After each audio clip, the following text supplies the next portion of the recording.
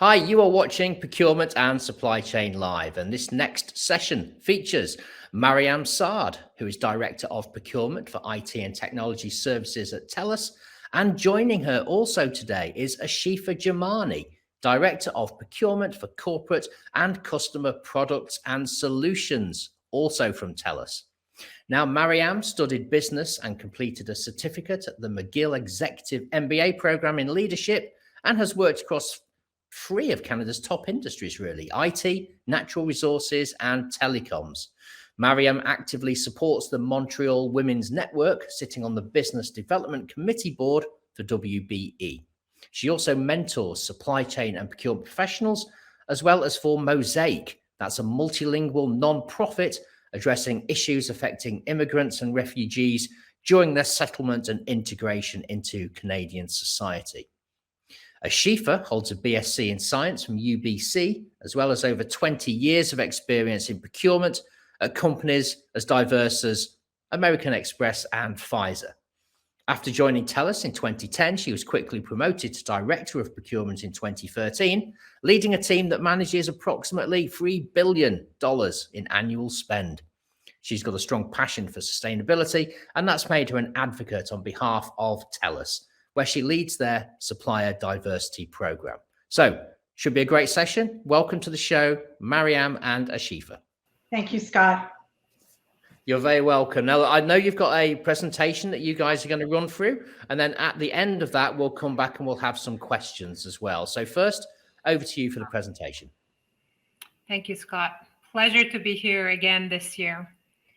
So today, Ashifa and I are going to talk to you about sustainability, specifically around Telus, so what we're doing from Telus perspective.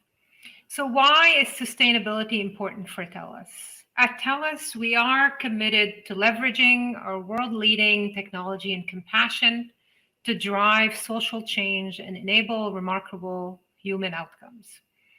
Our social purpose is underpinned by our four key pillars: empowering Canadians with connectivities. We work to provide everyone access to our world-leading networks, and that includes rural area, remote and indigenous communities, and over 3 million Canadians in need. We also work on transforming our healthcare. We are truly revolutionizing access to healthcare for millions of Canadians and for the most vulnerable among us to receive care. Caring for our planet that our children will inherit. We are committing of using 100% renewable energy by 2025 and becoming a zero waste, net carbon neutral company by 2030. We're also focusing on creating innovative tech solutions to help feed the world, transforming food production, quality, and delivery from farm to fork, and naturally giving back to our communities. And Telus and our team members and retirees contributing in-kind contribution and cash, time, and programs that Ashifa will talk about in her other slides. But this is really to help communities across Canada become stronger and able to care for our most vulnerable members.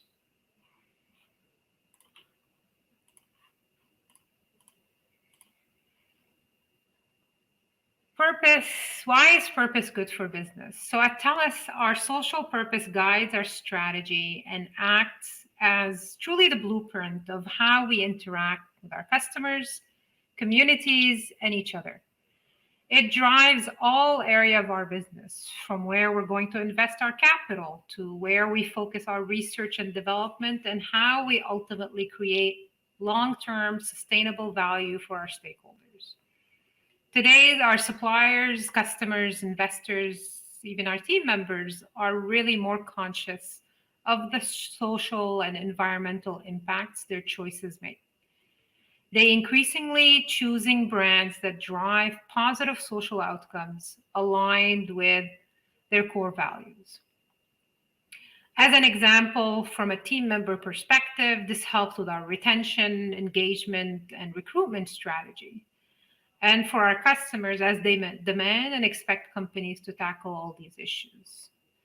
As you can see, companies with a strong purpose have their customers are 4 times more likely to purchase their products, 6 times more likely to protect their brand, and 4 times more likely to recommend their products or services, and obviously 4 times more likely to trust the brand. So purpose is good for business. And with that, I'll pass it on to Ashifa. Thank you, Mariam. Social capitalism is at the core of who we are and what we do. As a global leader in social capitalism, Telus is committed to leveraging our innovative technology to drive positive change, create meaningful outcomes for customers, shareholders, citizens, communities, and team members, and help address the world's most pressing social and environmental issues. Enhancing operational excellence and leadership.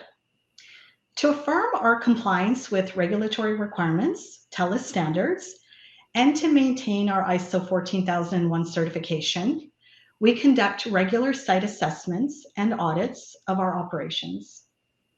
We target to be net carbon neutral by 2030. We have reduced greenhouse gas emissions by 17% from 2019.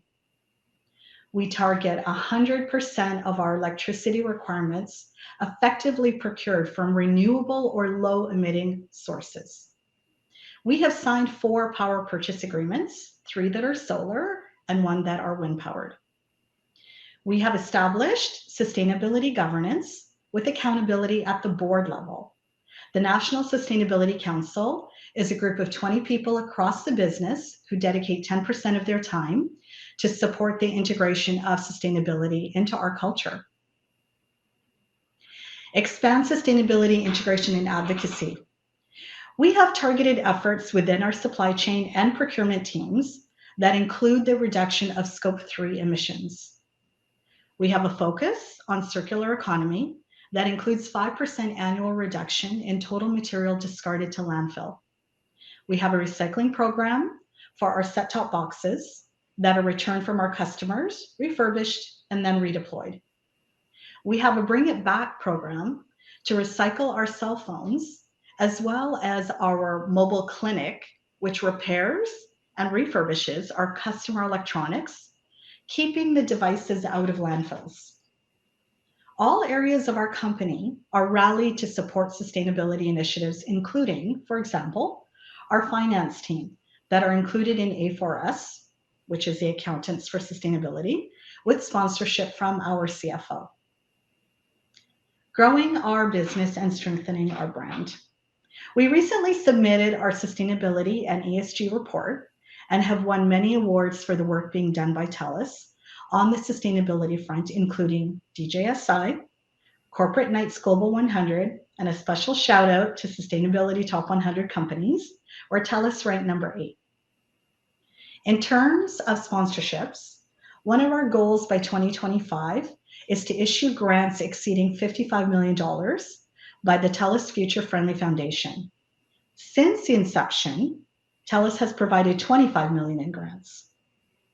By 2025, we will rally our team members and retirees to provide $1.2 billion in cash, in-kind contributions, time and programs to charities and community organizations through Telus, giving initiatives until 2000. As of 2021, our Telus team members and retirees reached $90 million towards that goal. In June 2021, Telus made history by becoming the first company in Canada to release a sustainability-linked bond framework and complete an SLB offering. With a maturity date of November 2031, over $750 million was raised for the bonds. This offering will help us to execute and deliver on our corporate strategy by linking financing to the achievements of our ambitious science-based targets to reduce absolute Scope 1 and 2 GHG emissions by 46% over 2019 levels by 2030. This offering demonstrates our leadership in social capitalism and puts our team at the forefront of sustainable finance. As I mentioned, TELUS has released the bonds, and in order to achieve the SLB and sustainability goals by 2030, we will focus on the goals noted on this slide. You can also see the status of our goals in 2021.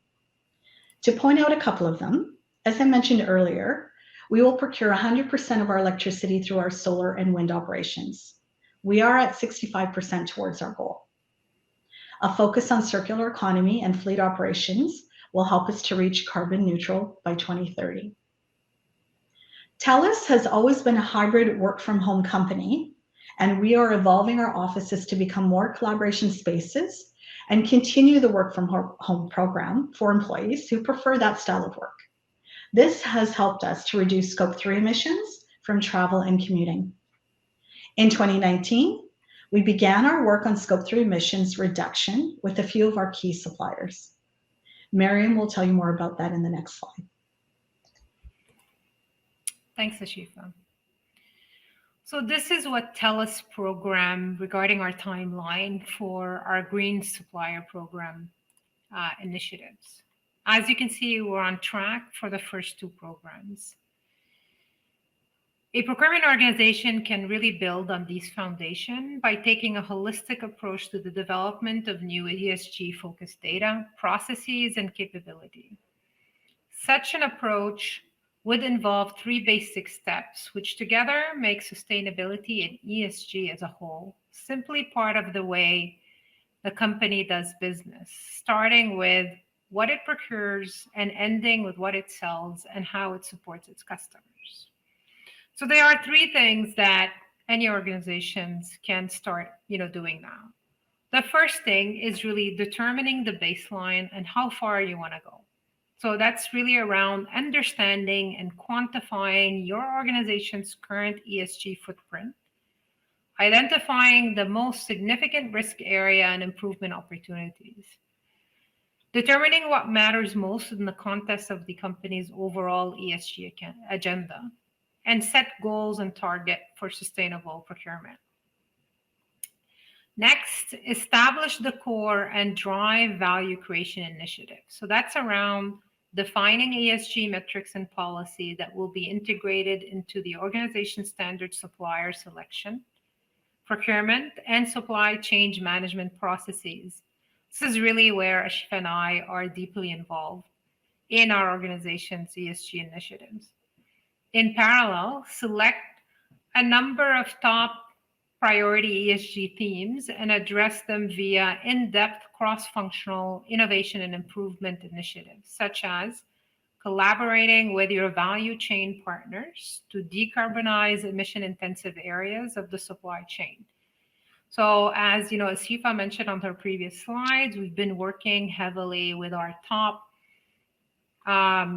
emission-intensive suppliers and so global suppliers, and we've been in the process of the data selection, data analysis. So we've completed successful sessions with the top 3, and I think we're now to the top 10 and moving on to the top 20. So we're on track of being able to determine the baseline for our suppliers, but also set with them and work with them to reduce their emission intensive area in the supply chain. And lastly, it's really around the shift in the organization. So this is where you scale up and roll out successful initiatives, integrating sustainable purchasing practices into your organizations. This is where you need to continuously upskill and train the procurement community, so your teams, on sustainable procurement principles and their application. And last, obviously, is track performance against target. So this really sums up our presentation today. Scott, back at you. Thank you, Mariam. Thank you, Ashifa. Really good session there. Now, we do have some questions that have come in, actually. Now, what current events, I'm sure we can all think of some, have made it the right time for sustainability transparency in the supply chain? Good. I'll take that, Scott. Good question. Yeah, obviously what we're living through, right? COVID, the pandemic. But more importantly, it's really around accelerating transition to the green economy and the fight against climate change, right? So climate change and sustainability has become a really important topic for debate among, our government leaders and corporations. Our consumers expect companies to play an important role in addressing climate change, and supply chains are critical, important facilitators of our global economy, providing crucial resources and materials to company to produce their product and services. So people are increasingly, expecting and calling on businesses to uphold higher and social environmental standards. Okay, when you're talking there about sustainable standards as well, I mean, can sustainable supply chains actually be a competitive advantage? I mean, that's what most organizations are hoping you're going to say yes. And if so, how do they actually achieve that? Yeah, I think there's a big debate around around that topic. For me personally, 100%. I think expectations from our customers, shareholder, truly this is a differentiator. So there are those that argue that sustainability, which I'm one of them, can be a strategy that generate a competitive advantage, right? And therefore result in above performance. So, the saying, doing well by doing good. So for example, companies that adopt innovative circular economy based business models or adopt practices that improve, as an example, employee recruitment, engagement, and retention, do this to differentiate themselves. And that's definitely, considered a competitive advantage. So yes, 100%, Scott. Okay, and Ashifa, maybe this is a question for you here. What would be your advice to companies who are starting their journey in sustainability? Yeah, it's a really good question. I would say the first thing you want to do is make sure that you have not just buy-in, but advocacy from your leadership team. That is going to be what's going to drive the impact throughout the organization. So I would say start there. And then you want to create your teams that are going to be cross-functional teams across the business. And then the first step, once you have all of that established, you need to determine your baseline data. So where is your starting point? Because that's how you're going to track your areas of improvement. You want to seek insights, do the reading, educate yourself. You need to build trust with the stakeholders because they're going to be on this journey with you. Talk to like-minded partners as well, such as we did with our Scope 3 work, and pick a starting point. Maybe there is some low-hanging fruit. Maybe there are some obvious areas that you want to approach first and get some of those quick wins under your belt. I would review your supply chain processes to identify opportunities. Where do you have the most influence and control? And ensure you're keeping everyone apprised of that journey and have those regular touch points. And really commit. When it comes to it, you do need to commit to the goals that you're establishing. Okay, and Mariam, I'm going to put you on the spot here. Do you think that that enough companies are actually setting themselves achievable goals? I think so. I think that COVID and everything else accelerated. I think the need to look at sustainability. When you look at the need to look at our supplier chain, transparency. When you look at all the issues that happen with the supply chain, I think more and more companies are looking at where their product coming from, potentially all about. So I think it's just the current climate and everything else has just put this really to the forefront. And yes, companies are starting to to look at this seriously and start measuring against it. Yeah, it's a good answer. And Ashifa, just a final thought from you. I mean, as Mariam just said there, sustainability is very much in the forefront. And you could argue as well that procurement has been thrust into the spotlight as well in recent years. You've got 20 years of experience in the industry. Has there ever been a better time to be working in procurement? It's always a good time to work in procurement. I can't say I've been bored in this job. A regular discussion I have with my CPO is, I've been around this long because you keep challenging me, right? And there's always really interesting work. And Mariam and I have really immersed ourselves into the sustainability area and the supplier diversity area, which is a pillar of our sustainability goals. And I think it just gets more and more interesting. And it's a work that we're really passionate about. So I would say, even if I have thoughts about leaving procurement, I just wouldn't do it right now. There's so many things going on and really good, interesting, relevant work to be done. Absolutely. And obviously you're speaking to the right audience here, where you're extolling the virtues of procurement. Right on cue. There you go. That's probably all we've got time for, actually, looking at that. That was my cue to wind things up. So thank you very much to Mariam and Ashifa for joining us today and for your presentation. Thank you both. It's our pleasure, Scott. Thanks for having us. Appreciate it.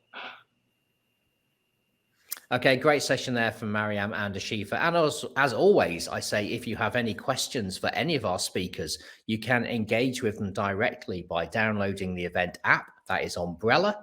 And you can chat to all of our speakers and also all of our attendees as well. So it's a great networking tool. And if we haven't had time to ask your questions right now, having viewed this presentation, make sure you reach out, and I'm sure Mariam and Ashifa will get right back to you. And we'll be right back in a couple of minutes with the next session. Don't go away.